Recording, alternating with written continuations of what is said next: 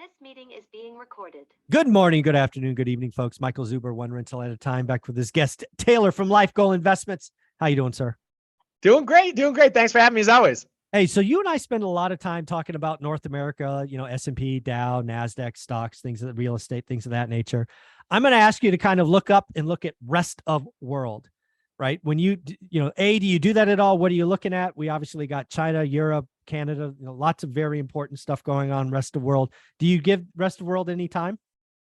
Yeah, we do a lot. It's a global environment that we're in, and although this war that's playing out in the Eastern Bloc is taking some of globalization away a little bit to an extent, it's still absolutely a global world, and we're not in a vacuum where we're the only ones seeing economic slowdown by any stretch of the imagination right now. Like, I think that Europe is in a bad, and I know you agree with this because you've said it before too, but they are going to get squeezed by Russia. They're already getting squeezed by Russia. They're going to continue to get squeezed by Russia in a big way. The inflation numbers that they're seeing right now are baffling, over, double-digit inflation numbers. And then we talked about this on one of the other episodes today, that Citi expects their inflation in the UK to go to 18%. Yeah, that is in January. I can't even imagine 18% inflation. Yeah. Can you imagine? You imagine the pictures of the gas prices? Yeah, I did that. Yeah, exactly. How many more of those would we see? And it's not the gas, and it is to an extent, but it's the natural gas that's heating their homes. That's the big thing that they get from Russia. That Nord Stream 1 pipeline, that they were doing Nord Stream 2 as well. And then when they invaded the Ukraine, they said no more Nord Stream 2. Nord Stream 1 deliver the nat gas. And I mentioned this before too, but like they're squeezing really hard. Since July 27th. They're now at 20% capacity putting nat gas through that pipeline. And they're just going, we're gonna spook you out, we're gonna scare you out. You guys are gonna have to take up some of these sanctions. I think that hurts. Energy around the world. I don't know. I think the last time I checked oil, and it's been a week, was under 90. I haven't checked in a while. Yeah. I'm looking right here as we're chatting. I don't see how oil's not over 120 by, call it winter, call it November, call it December. I don't know how it doesn't go back up. I just don't see it. Yeah, so it's at $89 a barrel right now. But so you're right, you're spot on. But at the end of the day, the other side of it is like, if we do think there's economic slowdown, that also comes with stripping out of demand as well. Sure. So that's kind of devil's advocate, the other side of it. And if boy, I can't get a word out of my mouth. If high oil prices correct high oil prices, they do. So what'll happen is it doesn't matter who's president. At some point, if we get squeezed too much at the pump, they're going to go, all right, I'm going to get, lynched here with these gas prices, because it's the most obvious, most evident, the most visual thing that you can see. From how many times did you see a picture, right? Exactly right. Haven't seen one in a while. Yeah. Yep. So, so I think that at some point, we can turn some spigots back on. I know that's not on the political agenda right now, but again, if things get tight and continue to stay tight over time at $120 a barrel, that will cause, us to allow some shackles to come off eventually. That's just capitalism at work. Yeah. So when I look at rest of world, I think I'm just going to call it. I think Europe's in a recession right now, and I think it's potentially going to be a pretty long one. I agree. There isn't as much innovation there as there is here. The tech explosion, like for context, and these numbers are dated now, so take it for what it's worth. But tech at one point was about 40% of our S&P 500, and overseas, their MSCI ex-US, it's about 10%. So that's how much you have broader exposure here in the United States to technology, which is revolutionizing the world, essentially. It's all coming out of Silicon Valley. Like, it's crazy to say that, but it really is. Wow. And everywhere else in the US, but obviously that's epicenter. Yeah. So then if I step back, so Europe, trouble. And then I go over to Asia, and in Asia, the gorilla is China, without question. Yep. I think there's a very good chance that China's in a recession, meaning negative GDP. I don't think they'll ever print a negative number. Right. Their housing market, right?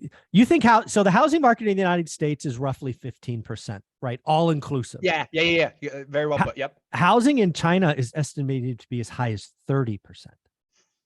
And you've been there. You've seen it firsthand. Oh, yeah. Towns. Oh, I can't imagine what that eerie feeling is. Oh, I've been through them. I had a friend of a friend drive me around. It felt like a movie scene. It just I did. Am It was Legend, the weird. Will Smith Yeah, movie. That's what yeah, it felt like. exactly. It felt like, yeah, it was Yeah. weird.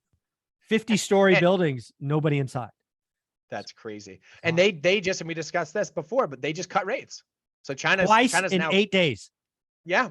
And kind of surprised too. It wasn't Yeah. like, hey, we No. are articulating the fact that we're going to need to cut rates because our economy's slowing. And, Like, and now these you things have, you have mortgage, you have people not paying. That's not a Chinese thing, right? My family from over there, it's very, they don't do that easily. You have millions of people not paying their mortgage now because of how screwed up they're paying a mortgage on a house that's not done, right? It's So just like, let me make sure I'm understanding what you're saying there. Culturally, it's more important for them. Not that it's not important for us to pay our mortgage, but like it's it's a more important disgrace for them. it's like a family dishonor, right? Interesting. Yeah. It's like a black mark on everyone. Yeah. And they're rising up and Yikes. going, no, we're not paying. We're not paying. Yep. They're having bank runs. Like I don't think there's anything going on good in the Chinese economy right now. Yeah. And like, we're not, COVID's not gone. Like, and I'm not saying, but don't take me as this doom and gloomer. That's not at all what I'm saying. But like, to think that we have a COVID outbreak and like, economy slows down a little bit based on that and the cold winds to come. And if they have one in China, they just literally say, stop. They've got to stop that. That zero policy is killing their economy. It is. And the numbers are clear. Even you take them for face value or not, like they're coming down even with what they're publishing. Even right. their published numbers are bad. Just imagine what they really are. Right. Yeah, exactly. yeah. Right. Yeah. And then we talked about like, in Argentina, I pay attention a little bit. I did my honeymoon in Argentina. It's still like cool South Cool American place you've I've been? ever been. Yeah. It's yeah. Best I haven't hamburger spent I any ever time- had. Best hamburger I had. Hilton Hotel in Argentina. Crazy fact. Really? Yeah. I mean, their meat down there is awesome. That's their Awesome. thing. Yeah, Their crazy. beef and leather, two products of each other. Anyway, but Argentina, we talked about this as well. 69.5% inflation over the last year. Yeah. Go vacation there now. Yeah. It'll be Crazy. cheap. It'll I be don't, cheap, and it's they raised their rates 9.5%. Yeah, one time. One move. One click. Yeah, we got to get this under control. So, I mean, to say that South America is booming from an economic perspective and in a non-inflationary environment, which you would want to be in, there certainly aren't there. Yeah. So, I mean, that's the major regions of the country right there, of the world right there. We just adjust. And So when I look at the rest of the world, I think there's a very good chance that we are in our third worldwide recession.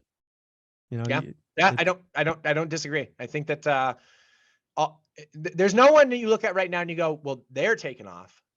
Like, yeah, there really is. When we're the strongest economy, that tells you something. Right. Yeah. Exactly right. Yeah, we're probably in the best shape. It's well put. Yeah, and then thus the strong dollar, and then you have the strong. Like the other ripple effect of all of this is that the dollar gets stronger. How many more Sri Lankas do we have? Right, the strong dollar is just taking out all these emerging markets who have dollar-denominated debt. It's scary to think about. That is really tough on emerging markets. A dollar strength is really bad from them from a debt obligation standpoint. You're exactly right, nail on the head, and that's not talked about or mentioned very often. So good of you for kind of looking into that. But yeah, as the dollar goes up, their sovereign debt oftentimes is denominated in US dollars. So as the dollar strengthens, which it's up 13% this year, it becomes more and more expensive for that government to pay down their debt. Yeah, we the last 2 years it's been a fake economy, and we have a couple years to pay for it. I think the hangover is real. Yeah. Well, the number, what would we say, 16 months after they stop raising rates is historically when the market's bottomed. Exactly. So again, I'll say that again because it's on a different episode, but 16 months after the Fed stops raising rates is the average bottom. Yeah. 8 of the last 9 cycles. Yeah, exactly. Right. Yeah. Yes. That is taking the one outlier out of it. There was one when the market bottomed like a month or maybe 2 months before the Fed stopped. But the average, the other ones says that it's mid 2024, which just, again, it's crazy to think about. 2024 bottom. Oh my God. It is. But the other crazy thing to think about is like, you have to look at just the logic. Inflation is only deterred by lowering demand. Agreed. That is called slowing your economy. Like, it is what it is. It's a cycle. This is how they play out. Yeah. And they're a lot longer than people want them. Everybody wants the V-shaped bottom we had March of 2020. That's not normal. And the not second healthy punch you get hurts worse than the first one. Oh, I agree with that. What makes me really concerned is if we get the Fed starting the Fed starts and stops and we get a double dip. That Yeah. second one. Oh yeah. Yeah. I mean, that 70s happens 3 times. So Yeah, in exactly. the 1970s, when the last time inflation got away from us real badly. Oh, Taylor, this has been a lot of fun this week. Where can people find you? Yeah, follow us at Life Goal Investments on Instagram. It's not usually anything to do with our company, honestly. No. It's just the broad take on economics and markets and whatever. Yeah, I like the fact you put out a video the other day. We don't like the stock market here. Someone told us that we weren't being clear on our position. I'm like, I'm pretty sure we're being clear, but I will be very, very clear now. That was a great one, man. Thank you for all you do. Appreciate you, Michael. Mm-hmm.